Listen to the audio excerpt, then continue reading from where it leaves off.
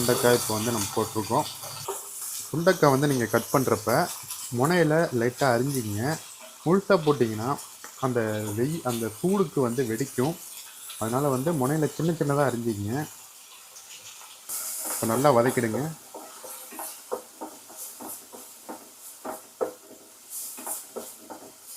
அடுத்தது இது கூட நம்ம பச்சை மிளகா, இஞ்சி ரெண்டுத்தையும் ஒன்றா போட்டு வதக்கிடலாம். இப்போ நல்லா வதக்கிடுங்க. நல்லா பச்சை பச்சைன்னு இருக்குது.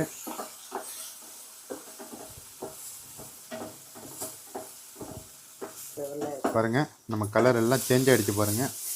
நல்லா வதவிடுச்சு. இப்போ நம்ம எடுத்து தனியாக ஒரு தட்டில் எடுத்து வச்சிடலாம். இப்போ தனியாக எடுத்து வச்சிட்டோம். இப்போ அடுத்தது ஒரு கரண்டி அளவுக்கு எண்ணெய் ஊற்றிக்கிட்டோம். இந்த வெங்காயம் தக்காளி ஊற்றுறதுக்காக நம்ம வந்து ஒரு கரண்டி அளவுக்கு எண்ணெய் ஊற்றிருக்கோம். இப்போ நம்ம வெங்காயத்தை